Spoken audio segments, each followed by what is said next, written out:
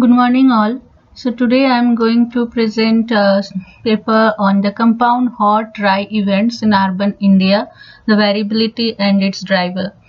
The project was funded by DST-SCRB grant. You can see the funding ID number. So the hot stress create an impact to the society in terms of the livelihood and uh, the the livelihood of the people. So heat stress dehydrates the human body.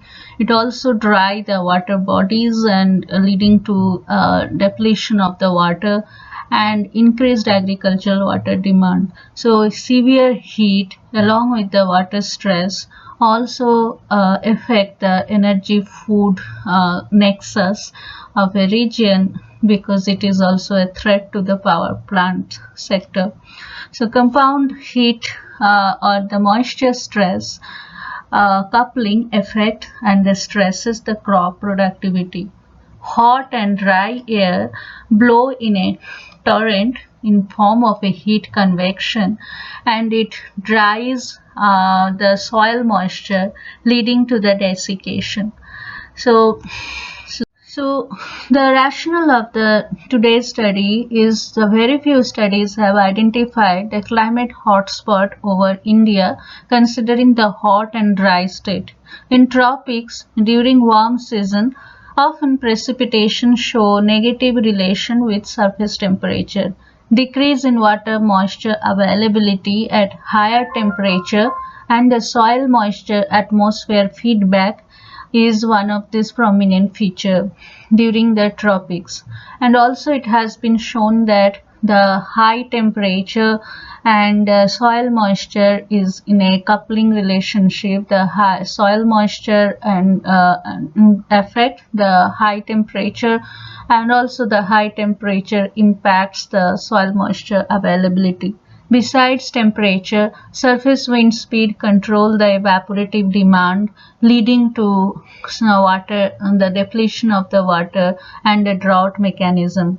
In South Asia, atmospheric pattern during heat waves linked to large-scale atmospheric blocking in the mid-latitude that persists several consecutive days and to weeks. So the persistent dry phases leads to the drought condition over the Indian subcontinent.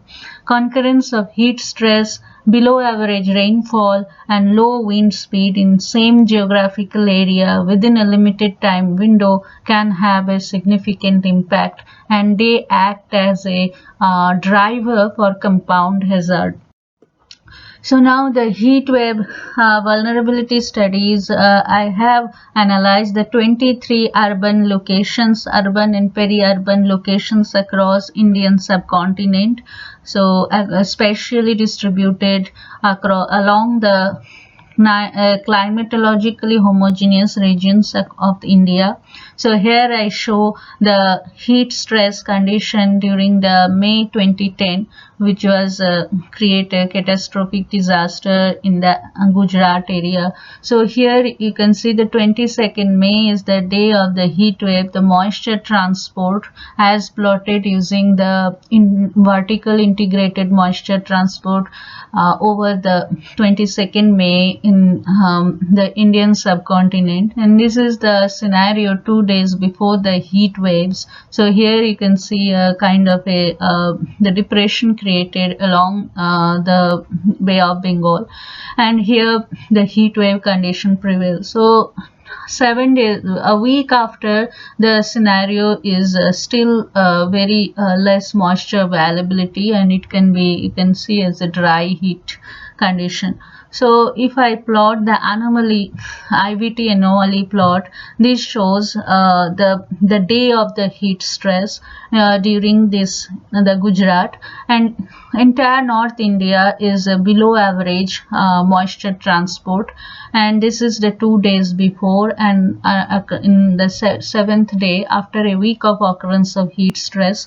So the IVT is above normal, but before during the day of heat stress, the IVT and in entire northern India shows a depleting. It is 2 SD below the normal, the 2 standard deviation below the normal IVT.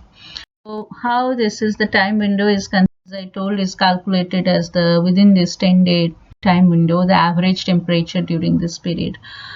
So this is the highest temperature extreme was reported in the Calcutta. So here the temperature goes around more than 0.4 degrees Celsius per decade. So the other cities are also shows the substantial increase in the heat wave intensity. So some of these has been shown: the Ahmedabad, Bangalore, and Thiruvananthapuram, which is Thiruvananthapuram. Even if it is located in the temperate part of the country, it also shows the increase in temperature up to the order of 0.1 degree Celsius per decade.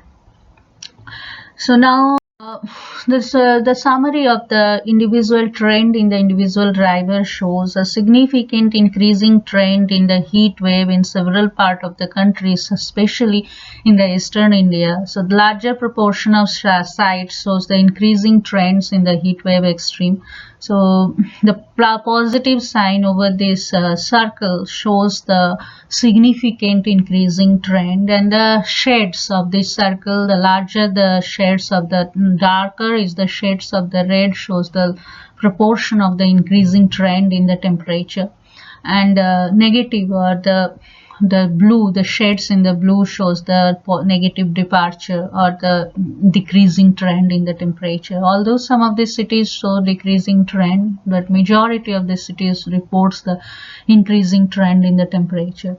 So likewise, I also calculated the trend for the wind speed, and here you can see that there is several cities reported negative trend, that is the decrease in wind speed across the Indian subcontinent, which is the notable is across the eastern plain, the eastern coastal plain, where, and also the northeast region, where the significant decreasing trend in wind speed is apparent.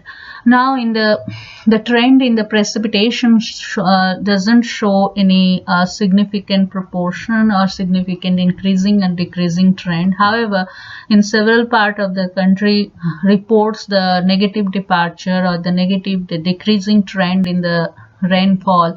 However, only 3 cities show an increasing trend. So one of them is this coastal plain in the Bhubaneswar. However, none of these trends are statistically significant. Knowing this increasing and decreasing trend in the significant increasing or decreasing trend in the heat wave intensity and the wind speed, we apply the marginal distribution as an we incorporate trend as one of the covariate non-stationary GEV model. Now the trends in upper tail dependence and the dependent of the concurrent driver. So we report 3 kinds of dependence here. The upper tail dependence. So the upper tail dependence is calculated using the CFG non-parametric tail dependence measure. So I calculated the heat wave intensity and the low wind speed, the upper tail dependence, and the precipitation, the decreasing precipitation, as well as the heat wave intensity. For that also I calculated the upper tail dependence. But for the precipitation, the low precipitation and the low wind speed, so we are especially interested in the lower quadrant tail. So for this I calculated the lower tail dependence by ranking each of these variable and then considering the lower or the negative quadrant, the tail dependence. So the strength of dependence shows the heat wave intensity and the low wind speed show positively strong dependence. So each of these pluses shows a significant trend, and the other 2 pairs, like the precipitation and the low wind speed and the precipitation and the heat wave intensity, both shows notable negative dependence. Now now if I summarize the total dependence versus the tail dependence, so here I consider the pair which shows concomitant, that is the two dependent pair are of the same sign. So at least two pairs, if they shows the same sign and the magnitude, similar magnitude, whether this is significant or insignificant, so in that case I consider as a significant.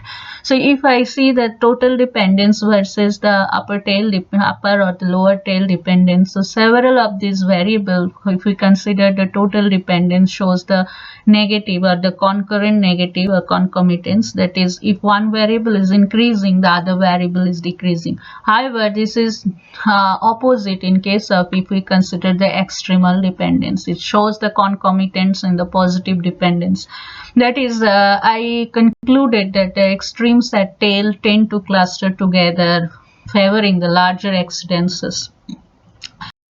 Now, the special clustering of the degrees of freedom parameter of the multivariate student's tree distribution. I apply here the student's tree copula. This shows special clustering of the lower degrees of freedom, that is the fatter tail of the interior cities except in the Mumbai and the Bhubaneswar, and the fatter tail. So this is the darker shade shows the lower degrees of freedom, and the lighter tail shows the higher degrees of freedom. So fatter tail here for these two coastal cities. So this is Mumbai in the coast city and then Bhubaneswar in the eastern coastal plain. This shows the, except these two cities, a special clustering of the lower degrees of freedom across this coast cities.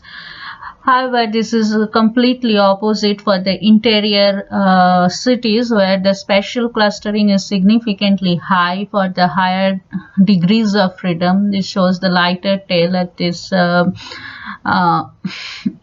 lighter tail at the coastal cities, and the fatter tail at the interior cities. So the lower the degrees of freedom, the lower is the higher is the fatter tail behavior, and higher is the degrees of freedom, the lighter is the tail behavior. So now I calculated the compound dry spell hazard potential index. I abbreviated as CDPI, which is a ratio between the univariate return period considering the 50-year return period quantile of the individual climate hazard. That is, here the climate hazard is considered the heat stress extreme, and ratio of this compound event, so considering the concurrence of the high temperature, low wind speed, as well as the low precipitation. And I calculated using the secondary return period concept, which is I obtained through the 10,000 Monte Carlo simulation of the each of these driver pair, and calculate and determining the locus of the point. So the secondary return period divides the locus or the layer into two distinct regions, the subcritical zone as well as the supercritical zone, and any event which is exceed that is considered as significantly have a significant impact. So if the CDPI is equal to 1, so I assume that it's a perfect agreement exists between the outside frequency of heat stress and the compound hot dry spell. If it is greater than 1, it shows amplification, and if it is less than 1, it shows the depletion or depreciation. So now to answer to what extent the interrelated climate hazard contribute to amplification in compound hot dry event frequency. So I map the joint return period considering the interaction of these three variables: the low wind speed, high low precipitation, as well as the high temperature. The compound return period I calculated considering the AND probability. Now, in most of the cases, I find that the 50-year event tend to become more and more frequent, and so the median frequency is somehow lies less than 10-year return period. If we do not consider the effect of the low depletion of precipitation and also the low wind speed during this episode, so we are going to underestimate our joint hazard.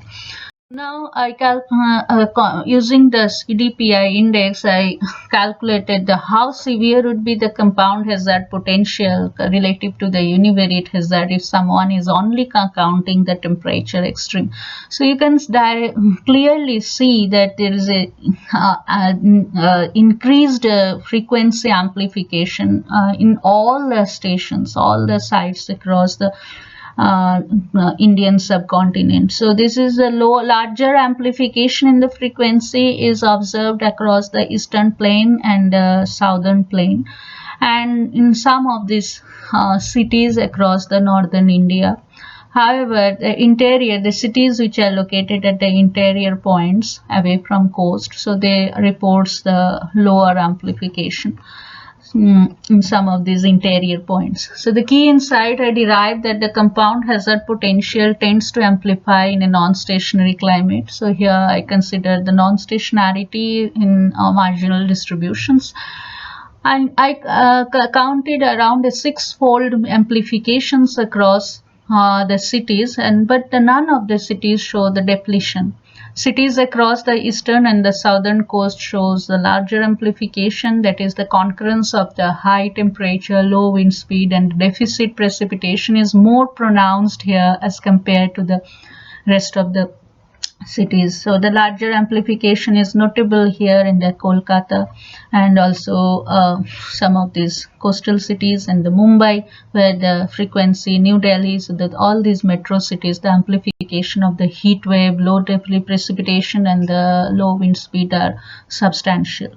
So coming to some of these resources, if you want to know more about this work in detail, you can please visit my paper, so which has been accepted for publication in the Climate Dynamics. Hopefully, it will be in a publish mode very soon. And if you want to know more about on this, so in my work I mostly considered the dry heat, but if you also want to know more about the humid heat stress, please visit our next work with Sucheta Pradhan and me at the multivariate approach. This in the session of the climate extreme biosphere and the society, which is going to have in the 27th of May. Thank you.